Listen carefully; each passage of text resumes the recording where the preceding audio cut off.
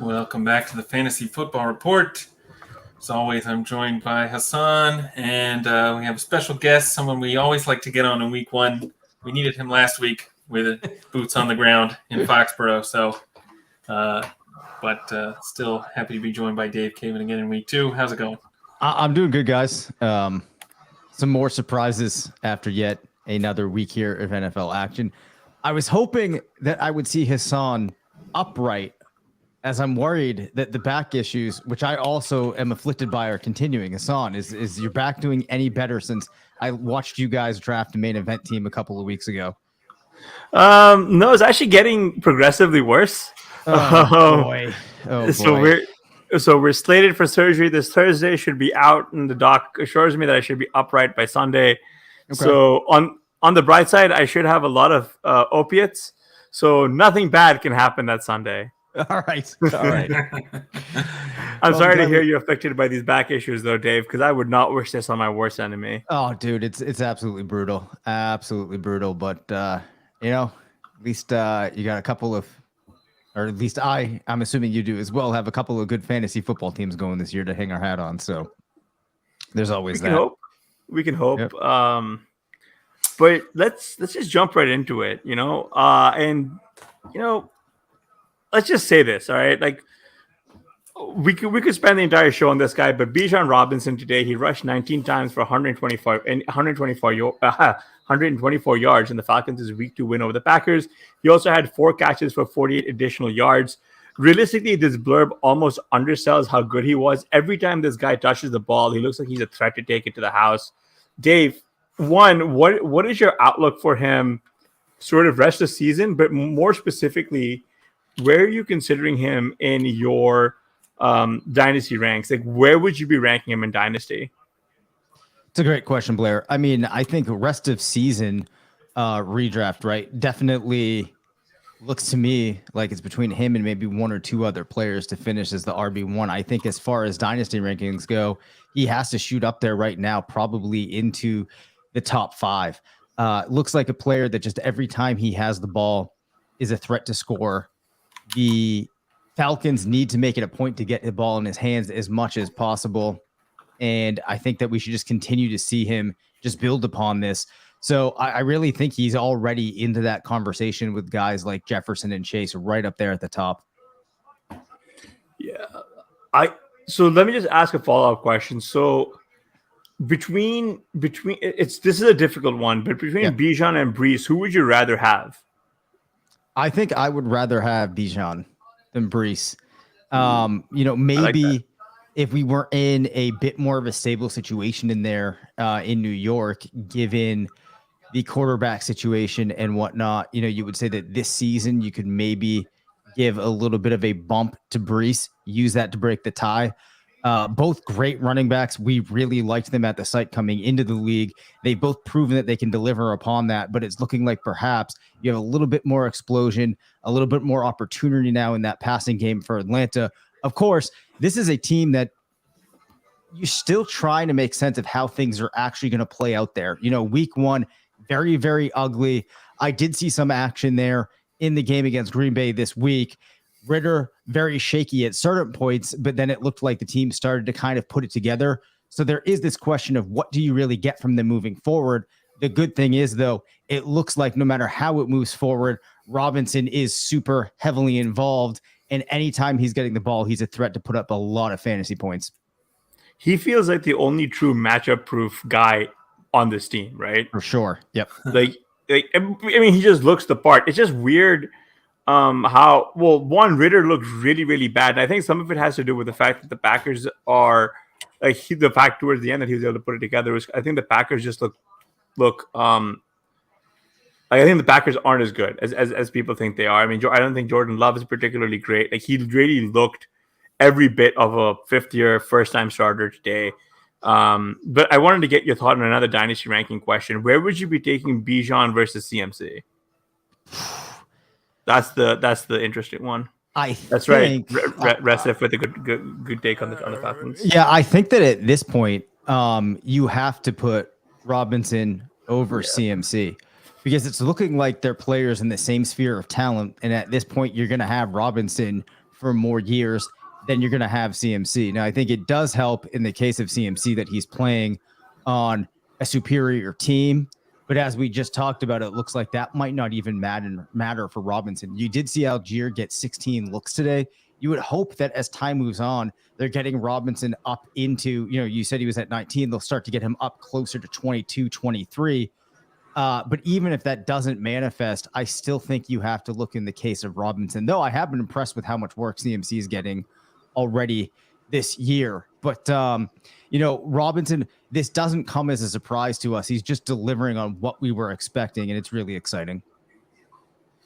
Yeah, I'd agree. I think you have to have Robinson ahead of CMC already, and really in kind of that Chase Jefferson tier for potential 101 in 1QB dynasty leagues. And I think we're talking, probably in that range in redraft next year as well, if this keeps up. He was already being drafted pretty high. Yeah, that's true. There's not much higher for him to go. I mean, there is because like CMC was being ahead of him, and then who was the second running back ahead? I can't remember now, but he was like RB3, right? Consensus. So there is still space for him to show up as a 103 next year, right? And I wouldn't fault someone for taking him as aggressive as a 101, provided he stays healthy and closes it out. For sure. It was that they ran so many plays. I wanted to move on to a different player. So if you want to keep talking about Robinson, I just want to talk about this note here from Historical Anomalies in the chat of how Bijan is perfect for that Ritter throwing radius of 5 yards. I mean, that I think is kind of the icing on the cake, right? Like a lot of the knocks against him, I remember during prospect season was, can he catch the ball? And it's like, he's an NFL running back who's like phenomenally good at everything. I think he can catch the ball, but just because we might not have seen him doing a lot in college doesn't necessarily mean we won't see him do a lot of it in the NFL. And we've seen this in the case of guys like Melvin Gordon and everybody else. And we're seeing it with Bijan. I mean, like he's at, forecast just today is just like, like you can see him getting, if he gets a little bit more receiving work, right? Just a little bit more, like he's gonna put up one of those like legendary upside seasons as Pat Kerrane likes to call it. And like he could be putting like this could be a throwback to one of those rookie first round running backs, like a Saquon was like or like when Zeke was like, they were both rookies, like they kind of broke, like they were being drafted fairly high. And even then people weren't taking them high enough. So I mean, look, we're pretty excited about him, but like I think that there's only room for him to go up, right? But yeah, there's another really exciting rookie for us to get to. And there are a lot of exciting rookies here in this class, I think. Yeah. I mean, kind of going back to that, your point about the receiving work. I mean, you look at what Atlanta did today, and even with, 80-something plays or whatever they ended up running, you still had London leading the team at 7 targets. I think there is a question about how safe this kind of receiving workload that Bijan has right now in these first 2 games, how kind of robust that is. And I guess I wonder whether you think he has the actual opportunity to get like double-digit expected points in the receiving game to really have one of those kind of monster running back seasons. Is that the kind of team the Falcons are anyway? Basically, is his opportunity in Atlanta going to be good enough for him to do that? I guess my thought on that would be that perhaps he's just so good that you can turn 3 targets a game into an extra 8 points, which might be a little bit lofty, but honestly, like it doesn't really feel outside of the realm of possibility. So maybe you figure if you're projecting a range of outcomes, you have some where he's getting, like the 8 targets on the end of the distribution, but you also have some where he's only getting like an average of 3 a game, but can do enough with them to, get you more on the right side, maybe. Yeah, but you think that like if they cut out the Jonnu Smith and Mac Hollins targets that are really not going anywhere, right? And I mean, even like, and this is kind of sad because Kyle Pitts is also seeing a handful, but he's not doing as much with them either, right? So you can cut out Mac Hollins targets, cut out Jonnu Smith targets, right? Like, you just dock those down by like 1 or 2 a game. And then you're looking at optimistically, I don't know if those are going to go to Bijan. They should, like, frankly, they should be going to Pitts in London, right? But if you can start cutting, like, I guess for me, I would say that if they can start cutting, moving this from a 50-50 or a near 50-50 timeshare in the running game to more 65-35 in Bijan's favor, you could probably start seeing him getting into that double. Like, I think he's gonna, if anything, is gonna come on the ground, and it'll probably come via rushing touchdowns because he's still yet to get those. You know what I mean? Yeah. Like we're seeing him put up all the nice stats, and then when he starts getting those nice big beefy 6 points, right? Because Desmond Ridder had a rushing touchdown today, and it would have been nice. It would have been nice for Bijan to put those up, right? So I think we're gonna get there. Yeah, I agree. Speaking of Pitts, he was out targeted and outplayed by Jonnu Smith in this one. What are you doing with Pitts on your teams? Is this like Eric Ebron all over again? So I wrote up in my passing game matchup article that basically, in my opinion, you were just keeping Atlanta players other than Bijan Robinson on the bench. It appears I might have been wrong about Drake London. You can make a very small case here that maybe some people could look towards Mac Hollins, but the reality is here, you're just not looking towards Kyle Pitts. Another game under 20 yards, just 2 receptions on 5 targets. If you look down this list of things that you would look for, right? Not a lot of volume, not a good offense, has not been delivering in past games. You reach a certain point with Kyle Pitts where you really have to ask yourself, A, how good he is. B, is anything ever really going to manifest here? And C, has he given you really any reason to go forth and trust him? I think you're really only playing Kyle Pitts if you're in a spot where you don't have any other options. The upside doesn't seem to be there. There's a lot of downside. It's just brutal, absolutely brutal. And he's probably still a pretty talented player, just hasn't had a chance to actually demonstrate that. But, eventually you have to size up what you've seen and throw everything that you thought you knew at points out and just focus on what has been. Yeah, I think I'm with you on that because I think a lot of his rookie year comes from the fact that, look, this entire downfall intersects with the arrival of Drake London, right?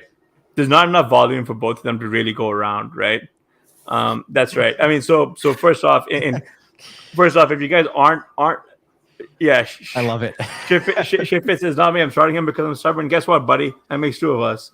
I'm gonna ride this death chariot into the ground. But historical anomalies is out here giving away free alpha in our YouTube channel. We should keep hammering Bijan 2.5 receptions over and 17.5 yards receiving over until they boost it up over 20 levels and 3.5 recs. I agree with that, man. They're designing pass plays for Bijan and he's splitting them out. Yep. Yeah, I think that's the most exciting part right there is just the fact that they're using him as a viable receiver as an actual threat. So as far as but to go back to Pitts here, I don't think that anything is truly wrong with the guy. It's just kind of like Blair was saying, there's a potentially just sort of like Ebron 2.0, right? Like Drake London is good. I think this is where people get really hung up is that he's very, very good and on a team that would have thrown, at least at league median passing play, passing levels, you would have wanted him. You could have penciled him anywhere as you could see him finishing as one of the top 12 receivers, right? It's just that's the issue.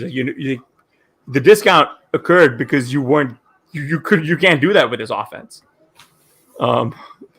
It is what it is. So I think with these guys, you just gotta plug them in and pray, I guess. But I don't know, Blair. What do you think? I don't know. It's hard. I don't think you can play Pitts right now. But this does give me some hope that starting London the past 2 weeks hasn't been a completely foolish move for me. I don't know. I think Pitts is good, but I'm still a fan. But it's definitely hard to start him when he's kind of behind Jonnu Smith almost, it looks like. Speaking of other players who I think are pretty good, Jaden Reed caught 4 balls for 37 yards and 2 touchdowns. This has been Hasan's guy since the off season. I mean, Hasan, we should have all seen this coming, right? I think we all did though, right? For we have him on our FPC team that we drafted live. Like we took him as our final wide receiver. Yeah. Like that was one of the ones that we just. I mean, like part of the thesis, I guess, behind him and Musgrave as well, and another like a rookie tight end who's actually going to be paying off pretty nicely because Musgrave had 3 targets, got two for 25, so there's bigger days in his future as well.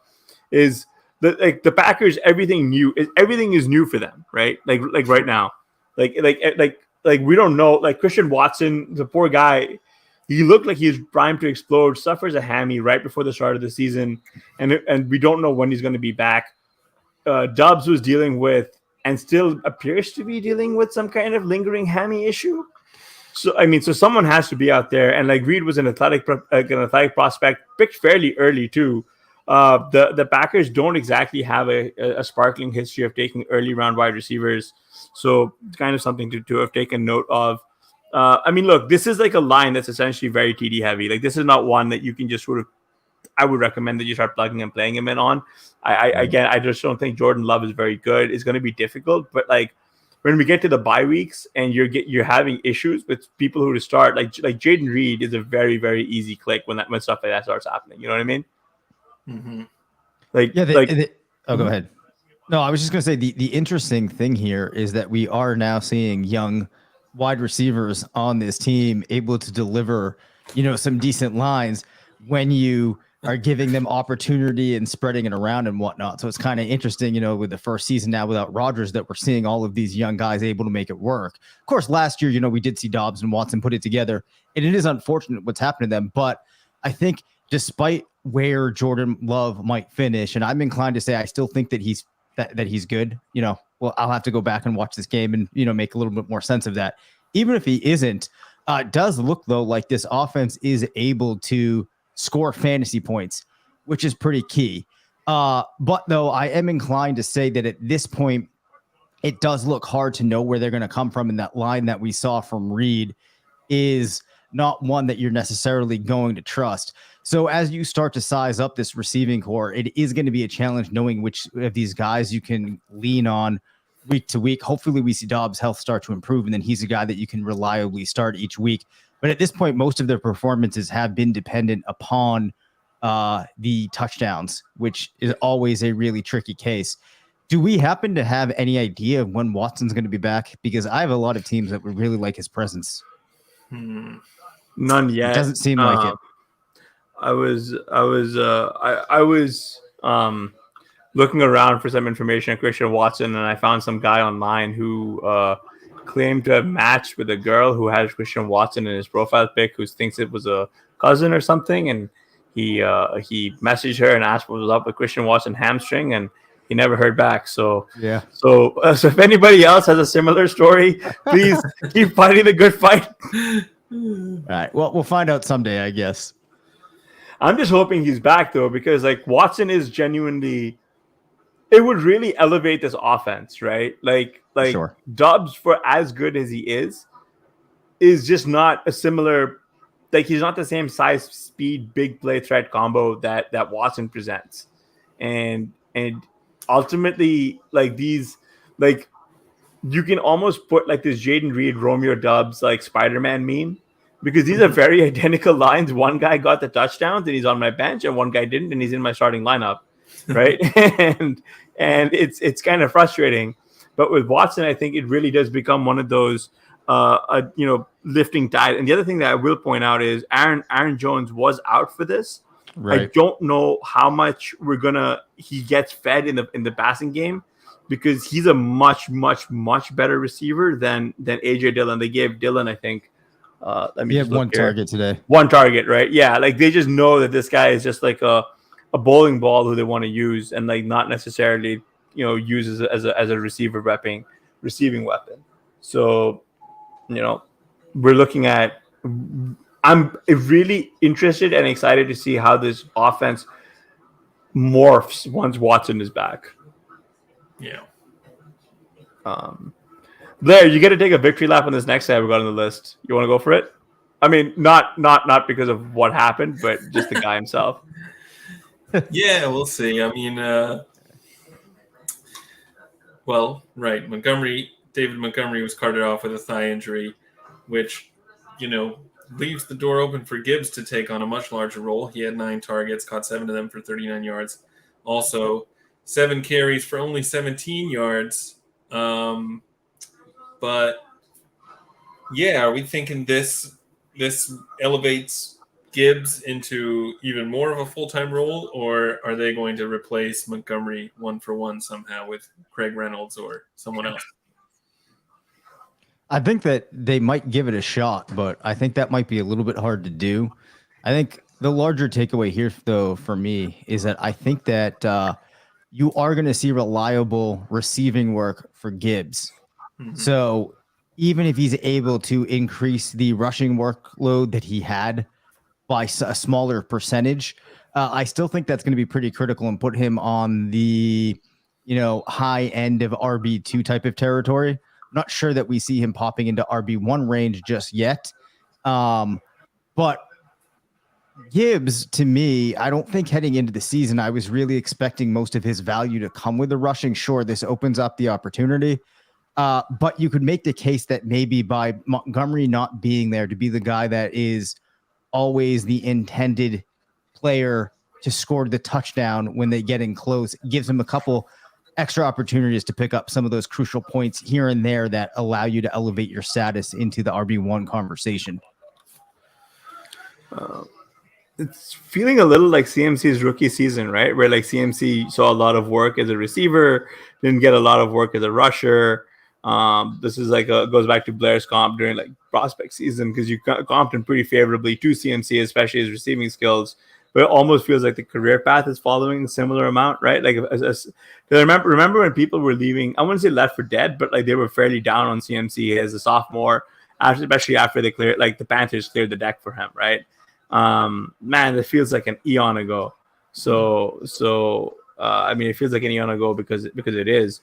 But like 9 targets is in a game where it was obviously a shootout, it's still pretty good. I mean, we knew the deal with Gibbs going in. It's interesting, and it's unfortunate for Montgomery that he's hurt. It's interesting to see what they do with Montgomery. I mean, with Gibbs now, and I would think that they would have to start giving him, or at least treating him closer to, like similar to Bijan, right? Like even if he's splitting 50-50 and with Craig Reynolds or whoever the other guys are, they're not going to be taking that receiving work away from him, right? So I'm kind of excited, at least as to what the prospects are here for Gibbs. I think I had a question for both of you guys. Where are we at with him and his dynasty value? And I guess where would you be drafting him in Dino after, just from what we know? Yeah, that's a tough one.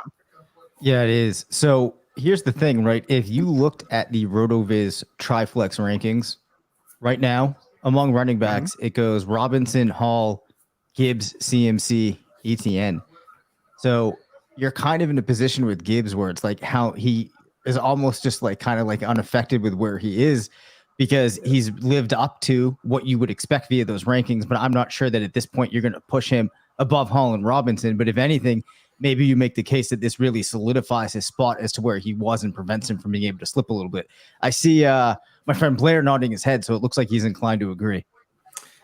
Yeah, I agree with that. I don't think this moves where I would take him in Dynasty, just because I was already very high on him. I don't think it's enough to move him ahead of, certainly not ahead of Robinson, or really ahead of Breece Hall either, even though he didn't have a great game today. But I still think you have Hall and Robinson ahead. But I mean, even taking Gibbs ahead of CMC and some of those other guys in Dynasty is a pretty strong stand, I think. Yeah, it certainly is. I mean, when you're looking at the RotoViz rankings, it doesn't feel like it's that much, but I could imagine, maybe if you were just looking at a broader scope here and looking at ADP kind of as your barometer, your baseline, you would then be able to make the statement that there is this pretty significant jump. I think the other thing too that you got to keep in mind sometimes with these young players is, in addition to what's actually manifesting in their output, just some of the other signs around, did they get through the preseason in the first couple of games, get in? Did they show explosion? Did a lot of the things that we thought about them coming in line up? You're seeing that with Gibbs, able to handle the large target volume. So there's just a lot of reasons to get behind them. And I think that the quicker that you take any of the signal that's there, the better off you'll be. And I think in the case of Gibbs, we already have pretty strong signal. And as a result of that, you need to move him up over some of these veterans that have been in the league now a number of years if you haven't done that. Really important to do in Dynasty. With a player like Gibbs, you ought to be ahead of the curve on it. Yeah, and I'd be we're fully closed for the Dynasty draft season, but I'd be curious to see what his ADP opens at when we open up the TriFlex leagues next off season. Another rookie who we all like a lot here at RotoViz, not on our show sheet, but is JSN. He had 6 targets, got 5 for 34. Most of his targets seem to come around the line of scrimmage. It is nice that the Seahawks seem to be trying to get him involved in the passing game, but right now, man, it's a very disparate offense. I wanted to get your guys' thoughts. Like, what needs to break right in order for JSN to start earning a more meaningful target share, or is this just what we're at, like better and best ball type guy this year? It's tricky, right? Because it looks like the team really trusts Tyler Lockett in those key situations, especially down when they need to find the end zone and put up points. So they certainly are making an effort to get him in there. But I'm not sure that, at least for the next maybe like 6, 7, 8 games, I could strongly predict that you start to see him get very dense targets. Right now, I think a lot of what he's seeing are more of the type of targets that you're going to get from a guy that's a little bit down your pecking order in terms of trust. So you're going to have Metcalf in situations where they're looking to break these big plays. And I think that you're going to have Lockett when they're in situations, unfortunately, where they need to try to score or they really need to go ahead and move the chains and need that level of trust. Now, I don't think that it's out of the range of possibilities that he can earn it, because I think that JSN is very good. But in the context of that team, I'm not sure that you see him emerge and start becoming, the touchdown scorer that he would need to be to realize the expectations that we had for him going into the season, or that you might have drafted him with in Dynasty. That said, though, I think the fact that he's playing on a team that has these 2 very established players that they really trust and is getting worked in is a very, very positive sign. So I'm really taking a positive position on JSN after these first 2 games, despite some of the questions that one could put out, like the one you just did, which is very valid if I'm taking a long-term look as opposed to a short-term window here. Yeah. Chef Inabi asks, straight Taylor for Barkley. Barkley owner seems to be panicking on the ankle sprain. I think I'm a shit fit here. I would much rather have JT. Like with JT, we know he's on IR. He's gonna come back. He'll be a lot healthier with Saquon. You just don't know how long that's gonna last. I don't think you want to trade JT for Saquon and accept the injury, accept an actual injury that we know that occurred and that we don't know the ramifications for, versus a guy who could ostensibly come back and be, is JT, right? Like JT and Saquon are the same guy. One guy is going to be healthy. One guy we don't know the severity of. So I'd hold off on that. The other thing too here that's interesting about it is the Colts moving the ball more than I was expecting that they would. Yeah. And we got to see it with both Minshew and Richardson, which I think factors into, some of the questions that you would have had about Taylor. So maybe when he comes back, we do see him able to do some Jonathan Taylor like things, which, I wasn't sure we would heading into the season with Richardson under center. They're playing much faster this season, much faster, which is nice. Yeah. Just because we like plays for fantasy. Another rookie wide receiver was actually flashed early, and part of this is Zay Flowers, who got 4 of his 5 targets for 62 yards in the Ravens' Week 2 win over the Bengals. Flowers' day is largely buoyed by 152-yarder, which he hauled in early in the third quarter. I should also note that OBJ was actually playing ahead of him until he suffered a pretty bad ankle sprain, and then he left the game and came back during street clothes and was hanging out on the sideline. So I wanted to get your guys' thoughts. Like, one, is Zay Flowers like a safe plug-and-play option now? Or are we still looking at, with Mark Andrews back, are you still looking at a guy who is going to be a fairly highly volatile like wide receiver flex option for you. No, I think you can put him in your lineups right away. I think he kind of showed it in week 1 as well, and followed that up with a good performance here. Only 5 targets is not maybe what you're hoping for, but I think this performance is pretty encouraging. That they not only did they give him that deep pass, but I think they threw the ball to him on the next 2 plays to try and get him into the end zone. So they were using him a lot. Yeah, I mean, I think 13 to 15 receptions right now is a pretty good sign that this guy is going to make use of his targets. He looks to me like the real deal. I think as the season plays along, you're going to see him firmly entrench himself as the number 2 option there behind Andrews. They have been using or making opportunity to use him too. Actually, has 3 rushing attempts at this point too, which you always like to see a team intentionally trying to scheme a player into that offense however they can. 93 air yards total across the 2 games, but that is good for 23.1. And I wouldn't expect that you're going to have Andrews be like a direct type of competitor for some of that work with Flowers. To me, looks easily like the most talented wide receiver on this team. And I think that the good thing here is he's a player that I believe has it in his profile to do a lot of fun, exciting things once he gets his baseline level of points. And I think the baseline there is probably going to be somewhere around like 10 points per game, which is a pretty good starting point for a player like Flowers with where he's going to fall into the hierarchy of your fantasy roster. So I'm feeling pretty good about Flowers right now. I'd like to see a lot less Nelson Aguilar targets, but I can acknowledge that he did a damn good job today as well against. I mean, the team looked fairly different today with Mark Andrews back. Yeah. 6 targets today for Aguilar. 5 of 6, 1 receiving touch, and 102 air yards actually. So I'm happy about the couple of best ball teams that I tossed him on to towards the end of those drafts. He already paying off. Do you think Rashad Bateman is getting close to being droppable in shallow leagues? Probably. Maybe even in deep leagues. Yeah. I mean, 6 targets on the season so far. Has come away with 6 receptions, which is nice. But listen, just doesn't seem like a player that this team is going to try to or need to force targets to, force work his way. At this point, at best to me, looks like he could only be the 3rd option in his offense, which is one where I'm not sure that I want to be going that deep into the pass catchers on.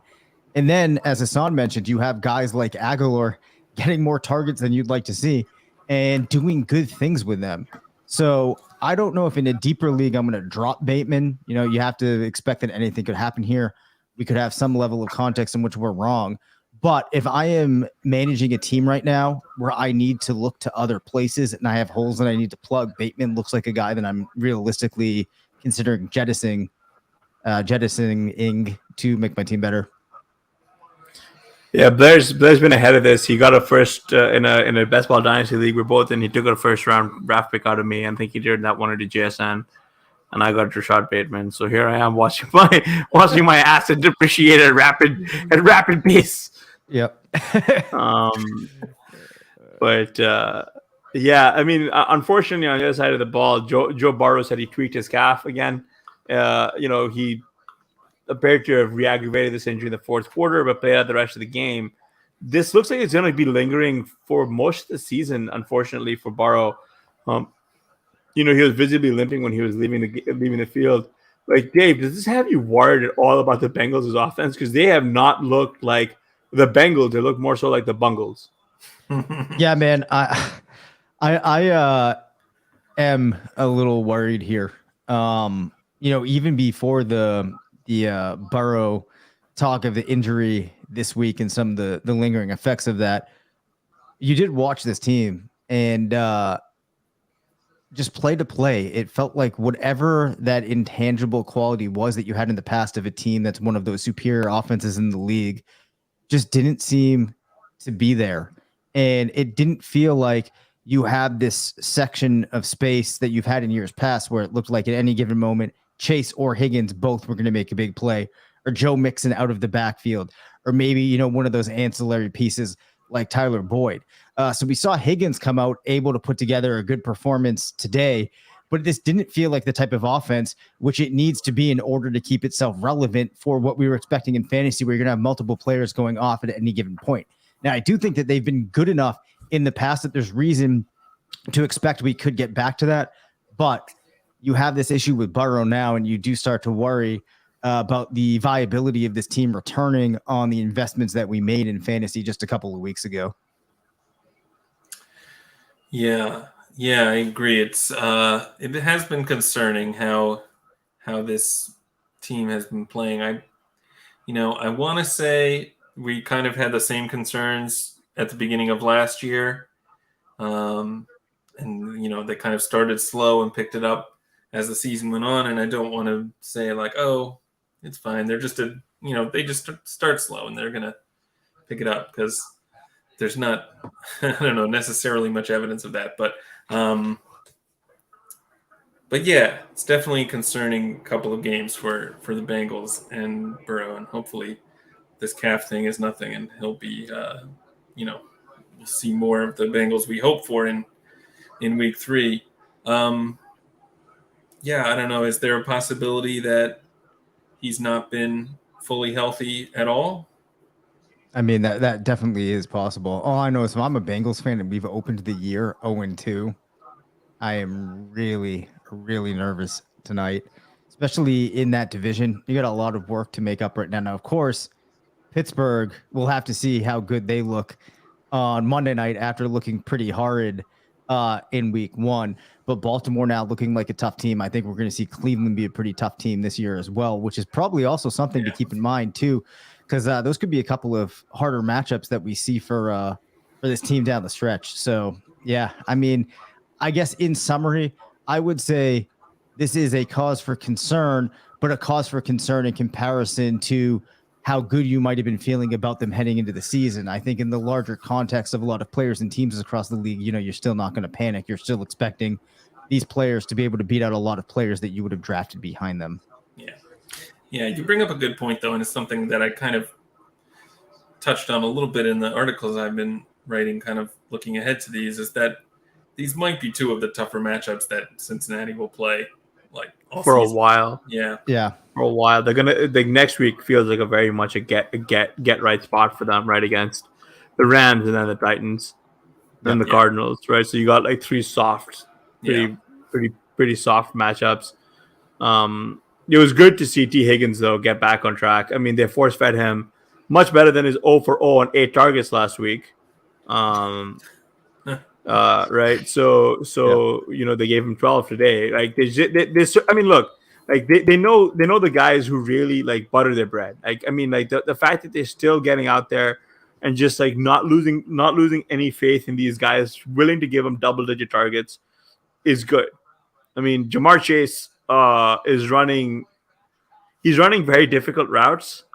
And on top of that, it's not helpful when your quarterback is dealing with a calf injury and is unable to really extend the plays as he used to be able to let those routes fully develop for him, right? But outside of not even Justin Jackson, I would say not. There's no wide receiver right now who I would think can single-handedly win you the week, not named Jahmyr Chase, right? The second Jahmyr Chase gets it going, he can drop a 50 burger on you, no problem, and that's your week over. You sure it's not Puka Nacua? Oh my God! We want to talk about. I mean, do we jump ahead here? But let's just jump ahead because he caught 15 of his 20 targets for 147 yards. Right? He also had 2 carries for 4 yards. Right? He set rookie records for most receptions in a game and most receptions in the first 2 games of a career Sunday.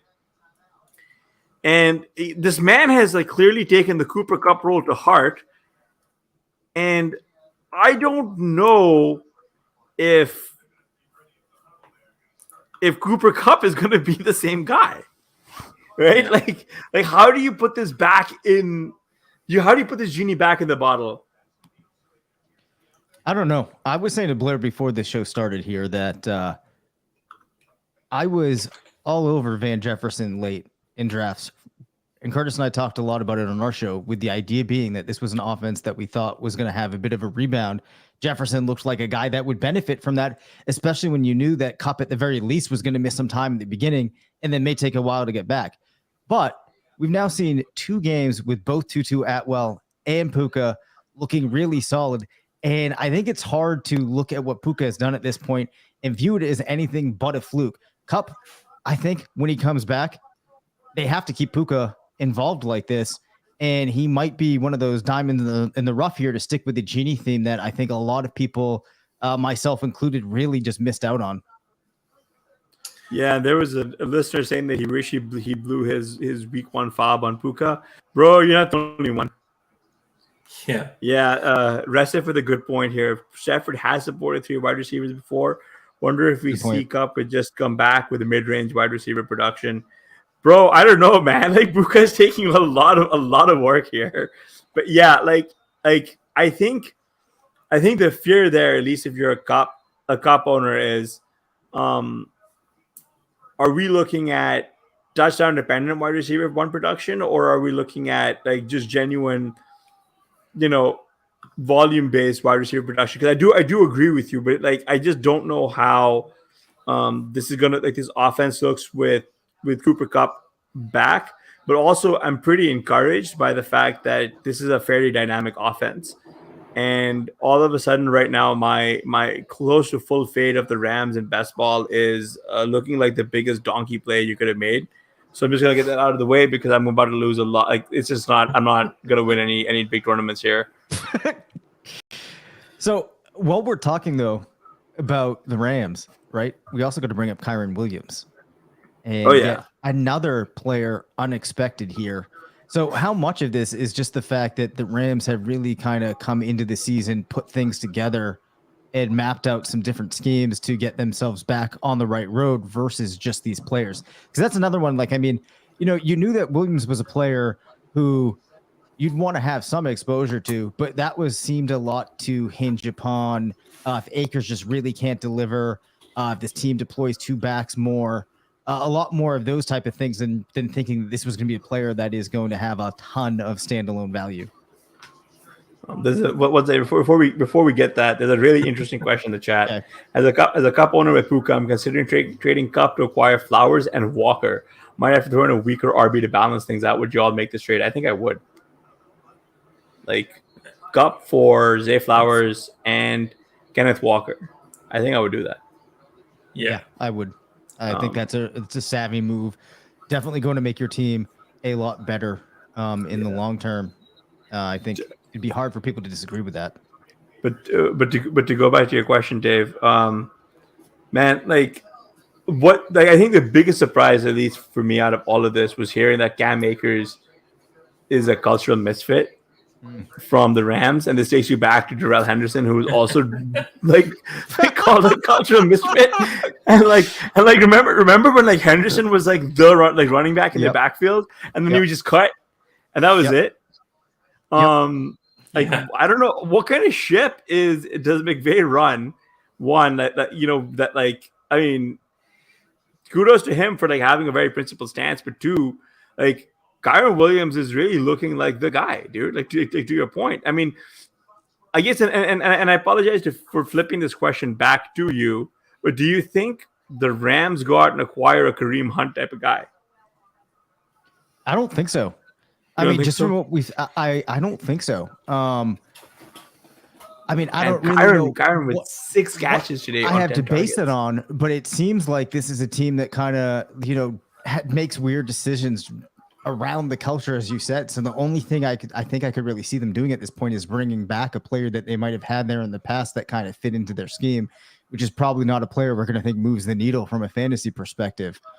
That's the best read I could have on it right now. Granted, the Rams aren't a team that I, pay too much attention to in terms of some of those stories that you might hear if they're a team that you follow.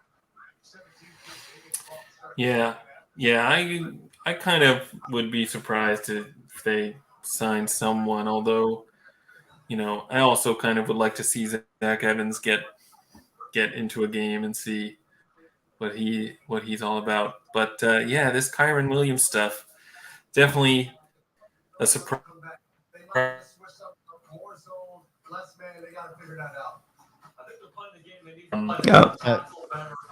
There you cut out there. Can you repeat that? I was just saying Kyron Williams was like a prospect that I actually kind of liked when he came. Why won't? What does the deep state have against Blair giving out his best prospect stuff? This guy hit on Philip Lindsay. He hit on a bunch of these other late round guys. Yeah, I don't know. He's we appear to have lost him here. But this is government interference, guys. This is what happens when Blair's giving us the goods. He's gone. They got him. He's out. He is out. Looks like they got him. Can you hear me? Yeah. No, we can hear you now. We can hear you. I'm getting a connection unstable. Yeah, because the deep state doesn't want you giving over your secrets. I keep trying to say Kyron Williams is actually good, but nobody wants to hear it. Yeah, I can tell you that right now. Whoever your internet provider is listening in on this, and is pretty pissed. Somebody who I don't know. Somebody who plays in leagues with a lot of the listeners, I guess. Verizon agent or something. Verizon Fios guy is sitting there with his headphones on. No. But anyway, I'm a Kyron fan. Well, I mean, I think that one of the things, and I think I touched upon this earlier too, is you do reach a certain point with some of these guys. And granted, it's only been 2 weeks where you just see them do enough with the opportunity that they have that you have to rule if you did not recognize some of their talent before, you have to have some of an appreciation for it now. Now, some of this could just be right spot at the right time. But if this is the spot he's going to be in, then that probably doesn't matter. So if I'm looking ahead right now and thinking about running backs that I want to have on my fantasy team, we're drafting again. You get past some of those obvious early round guys. He's probably in the conversation up there with anybody right now. Once you get past maybe like the tier that would include guys like Saquon. Of course, now Saquon's dealing with an injury. And this is the way that things shake out at running back, right? You never can really know what to expect. And all of a sudden, Williams is in that conversation where if you're looking at your roster or your opponent's roster each week and you start to see that name coming up, you're maybe thinking to yourself, God, like, I don't know if I'm really gonna get more points at this spot. So this Rams team has been absolutely fascinating to watch through 2 games. And I can't wait to see what it does moving forward. Yeah, good question in the That's chat. a good question. I don't have him, but if you do have Cam Akers on your team, is he cuttable? Or you just gonna wait and see what happens, see if he finds a new team? I think you hold and hope to trade him to someone who might think that he's got to bounce back. But like, I think at this point, like Cam Akers is pretty. Like, I think he's persona non grata as a fantasy player. Like, he's gonna have little to no. Yeah, you could. Yeah, I mean, Cobra Kai is a good point, right? Like, you hope for a trade. You can hold him, and then try and just pray you can move him off to someone who just, for some reason, thinks he's still good. Like, look, people like again, to your point, Dave. Like we were like I would rather have Kyron Williams than every dead zone RB right now. Yeah, like I'd be drafting him if you could go back and redraft. I'm taking Kyron Williams ahead of all of those guys, right? And like from a country mile, the guy had 10 targets and he caught 6 of them. This is just the beginning. You know what I mean? Like I really do think that a lot of these guys are I mean, they're just not going to pay back. They're not going to pay back what you think you're going to get. Dameon Pierce dead on arrival. Alexander Madison absolutely dead on arrival. Feel really bad what's happening for the poor guy. But again, all of these guys, Cam Akers, I mean, he's inactive, right? Like when you go back and think about your quintessential dead zone backs, right? Yeah, exactly. Yeah. Cobra Kai hits it on the head. Kyron Williams would be a 5th rounder right now, or even higher in redraft. Absolutely. But that is sort of where the dead zone kind of begins, right? This is that's the issue for guys like us, because we don't recognize any of those guys who go over there. You could tell me any of the ADPs right now, and I would be supremely confused because I just wasn't targeting these dudes. Right. Yeah. I mean, it's tricky. Williams, I just said I'm a fan. Now I'm going to backtrack. He's we're talking about a guy who's 5'9", under 200 pounds, pretty slow. He reminds me I mean, this is not a good comp because I'm about to say James Conner, but Conner was actually a pretty big dude. But, a guy who you love to draft in like the 6th round, but as soon as he gets into the 3rd round, you're like, I don't know about that. I mean, obviously, if he's getting the targets, if he's going to get 10 targets, then that's pretty interesting. But still, there's a big difference between Kyron Williams and a guy who's getting 10 targets who actually has the athleticism to do something with them. Yeah, like he's not Eckler. Yeah. So I guess I wonder whether Kyron has the potential for legendary upside, right? I don't know if he does, and I think it's going to be a little bit more trickier once Kupp is back, right? Because then you can easily cut those 10 targets into like 3 or 4 and just shovel them. That just becomes Cooper Kupp's work, right? You can take a bunch from Puka. You can cut out like Van Jefferson stops existing, Juju Atwell stops existing, right? Like if you guys were doing, I'll be interested in seeing what the Gillespie has to say about this when it happens, but like we know Kupp's returning, like we know that's happening. It's just a matter of surfing that wave and enjoying it while you can. I mean, especially for people who drafted him, like in DraftKings or Underdog Best Ball, like you're getting him at like in the 16th round to the 18th round, right? Like that was just, your Cobra Kai kind of has an interesting note where he'll be like Chris Thompson from 7 years ago who burned bright early but ended up irrelevant for fantasy by end of season. But that's a really good comp. But I mean, like it's the early part that we care a little bit about because once you get beyond a certain threshold or you hit exit, like once your teams are hitting exit velocity in best ball, it's very, very difficult for other teams to overtake you. It's these early weeks that you care the most about because this is where there's the most. Like Mike Beers has done a lot of work on this, and he used to he doesn't do it anymore. But do you guys remember when Beers used to run the chart of hope? Yeah, the chart of hope was essentially shows you exactly what percentage of teams and what where you could be in the rankings to where you'd have a chance to finish first, second, or third, and you just see the teams that started falling off outside of 6th position or lower. You just the further the weeks went on, the harder it got, and it's the first 4 weeks that are the most meaningful just in terms of positioning. Anthony LY says, is DeAndre Swift to sell high or keep rest of the season? I mean, I think he's a 100% a keep in that offense, man. You have to.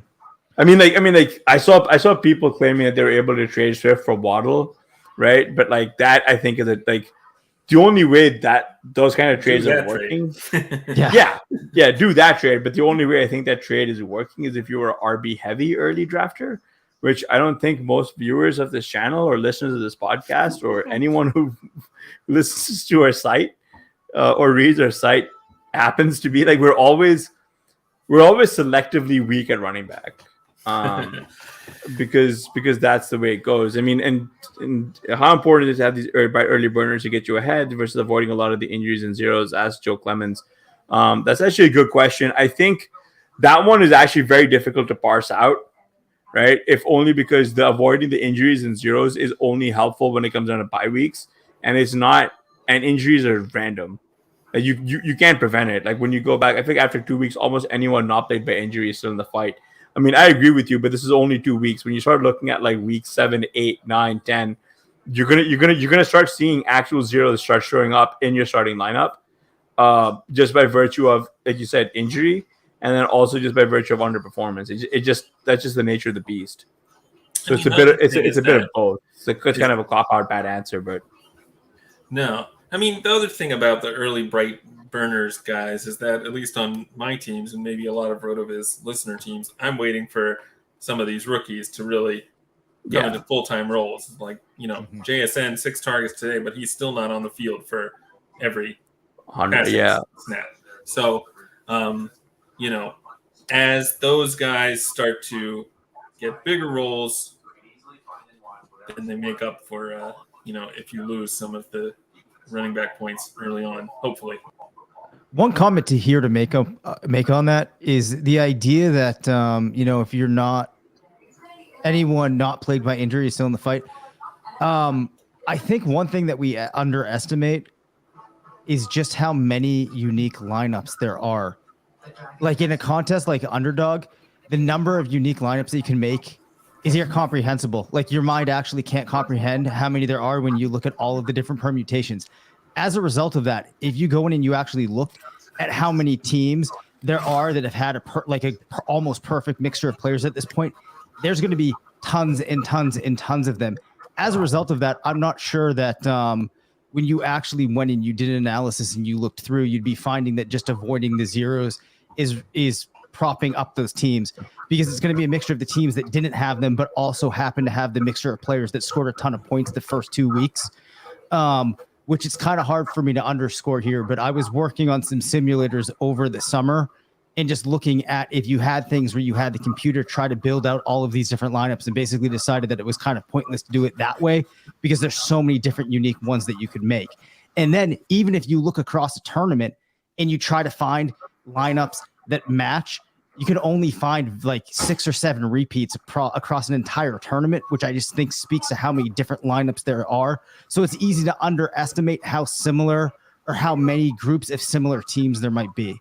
Not sure if that really speaks or makes sense, but yeah. And Joe has a clarifying point, but he was looking at this through the lens of a higher stakes and not baseball. Yeah. That's what many are. So like the Rottweilers, the big dogs, the bulldog. Yeah, I think this is where your floor definitely.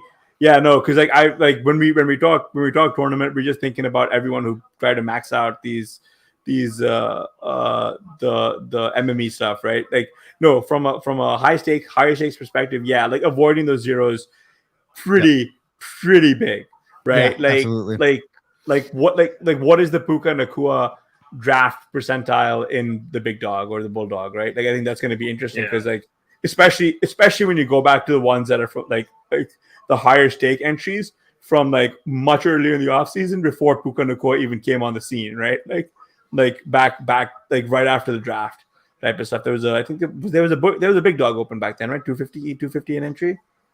I can't remember now, man. Kind of all blur now, man. But yeah, I drafted so many teams by the end of it. Like I think it was all.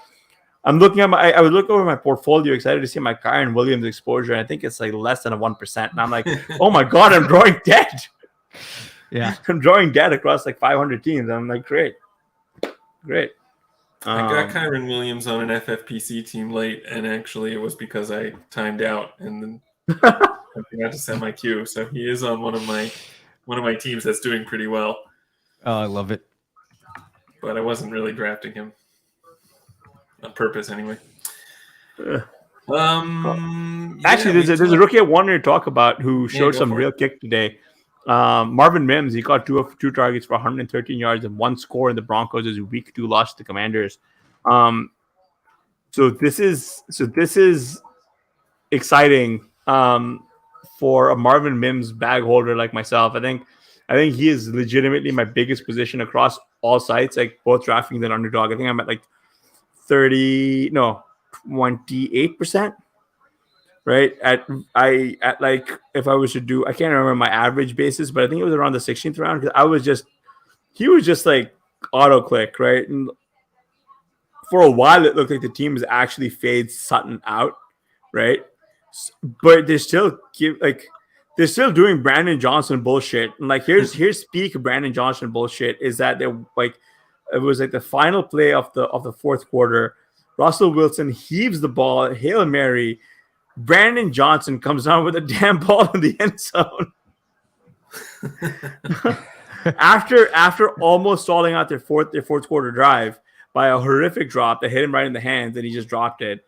And so, you know, what I'm thinking is one, what would it take for Marvin Mims to really explode here? Especially I think a lot of us here are Mims slappies, for lack of a better term. And 2, like, has Sean Payton just completely lost it?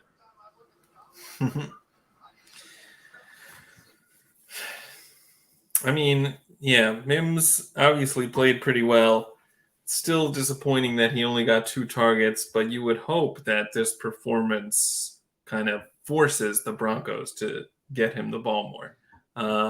You know, when you're doing 113 yards and a touchdown on only 2 targets, that's, I think, a pretty good sign that you should be getting the ball more. And yeah, I don't know. We'll see. There's still a lot of weird stuff going on in Denver, but yeah, I'm hopeful. Cautiously optimistic.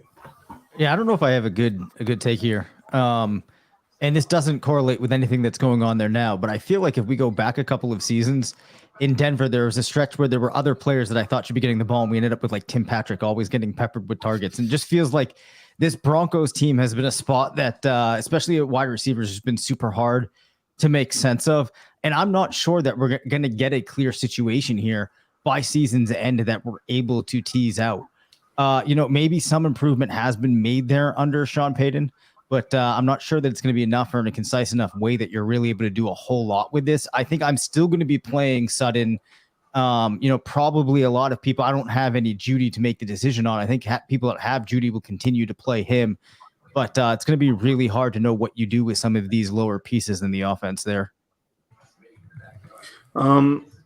Sorry to derail a good convo, but there's a good question here in the chat. Saquon and Pollard for Diggs plus JT, 14 PPR. Should I do this trade if Saquon has a high ankle? I think it's interesting. You're looking at trading 2 running backs, Jim. And I was curious as to who your other running backs were. But in a vacuum, yeah, that's the kind of a trade that I would be making, especially if we get confirmation that Saquon has a high ankle. We've seen him try to play through those before, and it's not pretty. Yeah, always probably a good idea to sell high on Pollard, basically. Moving running backs is a thing I like to do when they've reached kind of the point where you're getting what you hoped for. I mean, with Pollard at his price, I think you're pretty happy with what he's giving you, but there's probably not much room for him to improve on those numbers. Yeah, I think the opportunity to get Diggs here would be one that I would definitely be interested in. And it sounds like, too, if you're going ahead and making this, you're probably have other options at running back. As a result, probably making your team better overall. Yeah, I mean, wide receiver targets are just so predictable, man. Like, you just know who is going for. So I know we typically don't do this, but last question. So, and this is kind of like almost like a waiver wire look ahead question. So we're through the first half of the Miami Dolphins New England Patriots game. Salvon Ahmed has been the change of pace guy. He's seen 3 carries for 13 yards, but he's also seen, and he's caught 3 of his 3 targets for 28 yards, like right at the half. What are you guys thinking? Is Salvon, I'm not going to say the priority, right? But is he almost like a take a peek kind of guy? Are you dropping a Rashad Penny for him? Who are you thinking of dropping for him, if so? And where do you think he should be just in terms of waiver wire stuff? Just because Devin Ashane is hypothetically active, but he hasn't seen the field at all, right? So we've gotten a good signal here that Salvon is the RB2. So what are we doing here, guys? I am not inclined. I think I would go on it. Oh, what's up, Blair? I'll let you go. I'm gonna drop Kyle Pitts for Ahmed, right? Yeah. I don't know. Maybe, and because we don't want to get too specific here, a player like Rashad Penny that you had similar expectations maybe for coming in, I'm not sure that I'm going to go ahead and let them loose at this point for Ahmed, unless I'm in dire need of those points. That said, I do think that it's important on your rosters to look at any players that you can say, all right, this guy is just completely dead weight. At this point, I need to make this move to get better. If you have players on your roster, especially at running back, where you need to just get some body onto that team that has the potential to improve it, then I think that you go ahead and you do look at him. We know that this is a good offense. We know that we've seen him, have stretches in the past where he was a useful fantasy player. So if he can get back to even approximating that to some degree, it's probably worth exploring. Yeah, but no, the chat actually mentioned the chat's actually talking me out of this, right? Like, drop any Bucks Ahmed, any Bucks RB not named Rashad White for Ahmed. I think you should hold Sean Tucker. I'm a bit worried about Ashane and Penny. But what happens when Wilson comes back week 5 or 6? Then what? That's another really good point because Jeff Wilson is coming back. Dalvin Cook or Ahmed, that give me Ahmed in the better offense. That's actually a good point today. Dalvin Cook really, man, he offers nothing. I mean, he's just Madison Light at this point, right? But yeah, yeah, but it's just, yeah, I mean, like, it's just fun to think about or talk about some of these running back situations in flux right now because people tend to. You want to start thinking through these, right? Because there's like for the first time in the last 5 years of us doing this, Blair, like I haven't seen as many like it's a bonanza on the waivers, like a running back, right, guys? Like it's crazy because like there's clear like landmines, like a Joe Kelly, right? Like Joe Kelly today just didn't pay off what you thought you were going to get when you won him. We took a peek at Boston Scott somehow, and he turned out to be the RB3, right? Like they're giving him run in the Eagles. Like it's just there's so much uncertainty and like flying in the under the fog of uncertainty here. I think is where the most value is just sort of in this because like I don't remember a time where there was this much running back talent that was up for grabs. If that makes sense. Yeah, I mean, it's probably not unusual, but it does seem like there have been like a lot of big injuries at running back this season between Dobbins, you have now Barkley. JT Jones. not playing to start the year. Right. JT, yeah. Just a lot of action. A lot of action to go around at running back. Yeah. So it is definitely an interesting season for waivers. Yeah, but we're also seeing a lot more RBBC being deployed across the league, right? Yep. Like I mean, your guy Julian McLaughlin was seeing run today. Yeah, baby. So if anything, like the Samaje Perine slappies are out of it. Yeah, I'm one of them too. I mean, I'm one of them too, but here we are. McLaughlin, he only had one carry for 5 yards, but yeah, it's something. Got the touchdown. What about my man, Little Jordan Humphrey? Getting 2 targets. Any chance I get to say Little Jordan Humphrey, I take it. So I know, right? He's the guy, man. He's him between him and Brandon Johnson. I think keeping our boy Marvin Mims down, man. It would seem so. But I mean, realistically, a lot of this just comes from Russ not being able to cook. Idiot. I've really done a full 180 on where I was at Russ Wilson. I used to like him. I think he's the corniest goofball guy alive. And no. Mm-hmm. Since we're talking Denver, would you drop Antonio Gibson and pick up a guy like Ahmed? Oh man, no. I don't think you can. I mean, he had 3 targets and 44 yards. So that's something, but he's clearly it probably depends on what you're looking for.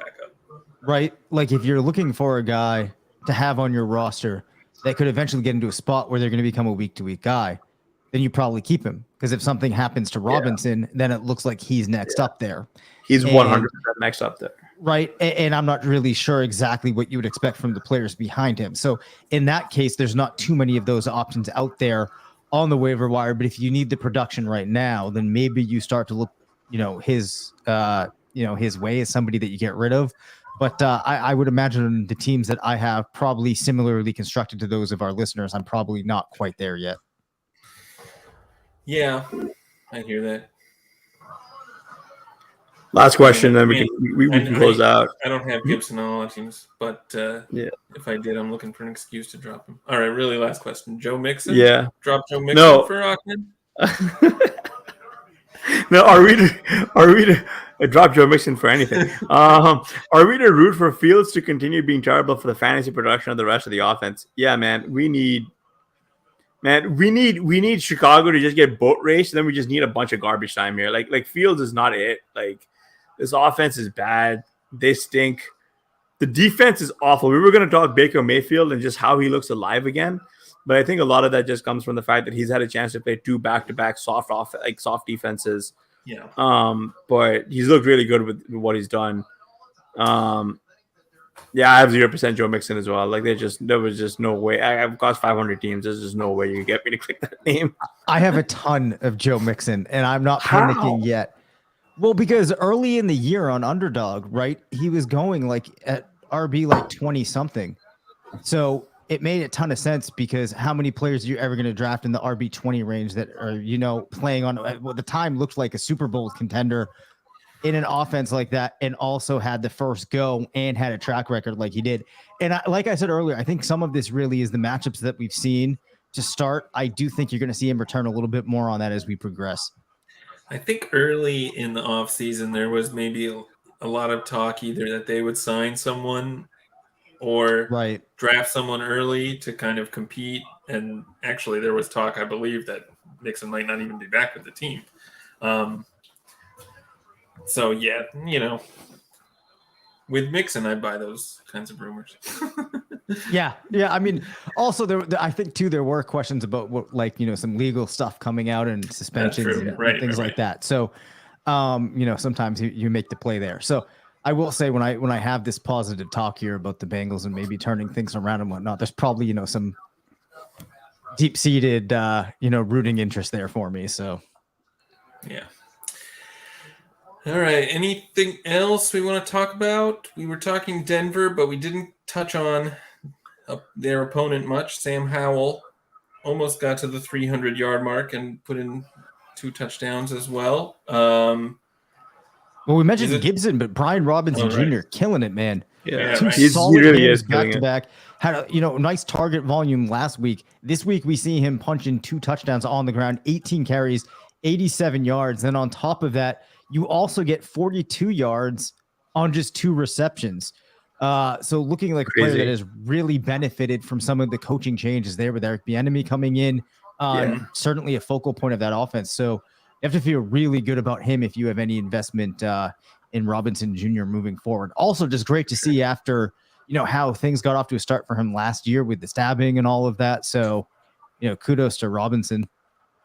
Yeah, that's the same thing. Like I was thinking, Dave, like just with Brian Robinson, he's overcome a hell of a lot to show that he's like a real talent in the NFL. You know what I mean? Yep. And I'm really happy for Bieniemy showing that he finally got a shot. Right? Like for years, people were saying, "Give him a shot, give him a shot." And when you give him a shot, they're doing well. Sam Howell, I'll be honest, this is a little bit of a fluky stat line. He looked really bad in the first half. It was really not that good. It's kind of like Washington were kind of carried a little bit by Brian Robinson right there. Both missing, he's missing guys like Derry and he's missing Jahan Dawson left and right. So optimistically, he improves a little bit, right?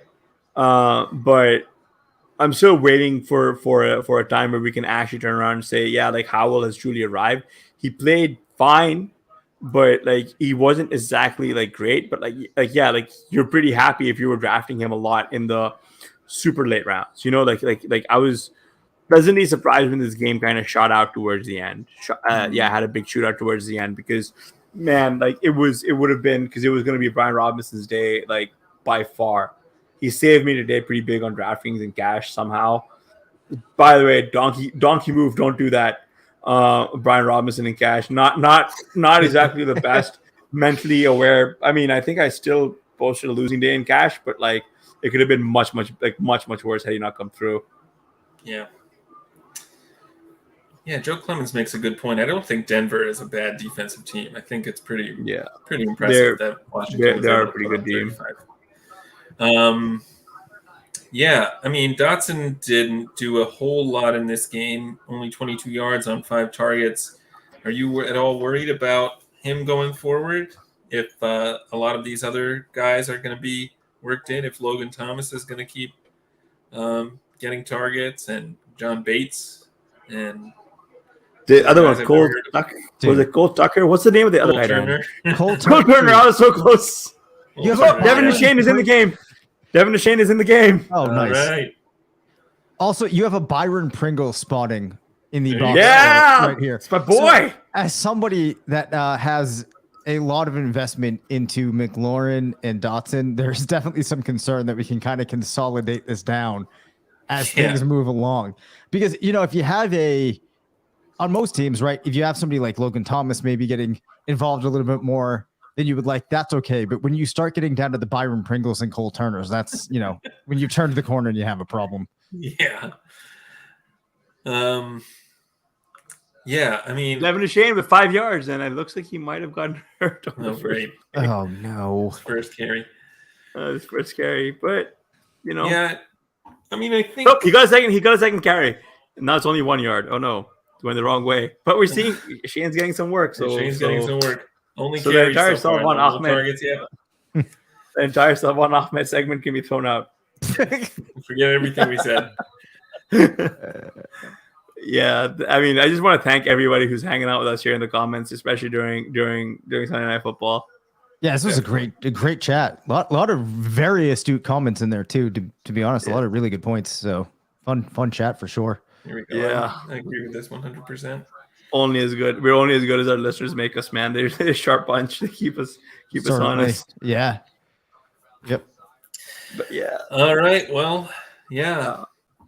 Dave, talk to them about the new flagship show. How you guys are doing it? Oh, that's right. And of course, we're coming off a week where we had incredible technical difficulties, which didn't help a lot. But on Thursday, starting at 7:35, Curtis and I are using the suite of RotoViz tools, in specific the GLSP, to do a start/sit show. Had a lot of really fun questions coming in. Have been able to answer a lot of questions. It's just a fun way to get the football week started with a nice, 25, 30-minute show there before kickoff on Thursday night. So definitely come in, hang out with us, and we'll get some of your questions answered. Find that on the same feed that you are watching this live stream on. Definitely check that out.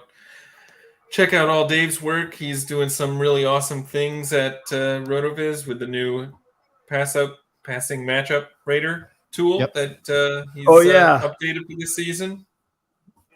You have to get into the tools and check that thing out because it is awesome. And Dave is, writing that up every week with some great info. I do use that tool a heck of a lot, especially when I'm betting props. I tend to bet a lot of receptions and receiving yard props, and that helps you find a lot of really good value. Yeah, that is an interesting application I have yet to explore, but you should give it a shot because it's really, really helpful. Because you can eyeball some of the lower lines and you can figure out whether, intrinsically, we've been playing fantasy for a while, so we should know exactly how it's going to shake out. So it's a really good tool. Nice. The only thing I've got to promote is a Shane got a reception. For some reason, I've been banned from my own YouTube channel, so it's refusing to post. It's refusing to post it, but bros, this is it. Hopefully we're here parting a Devin and Shane breakout in a few weeks. God, my bags need it so badly. Why am I at 25% to Shane? It's all starting. It's starting now. Now is when it pays off. Or maybe not. Well, we'll let you get back to it and watch A Shane take over this game. And thank you all for hanging out. Thanks so much for watching.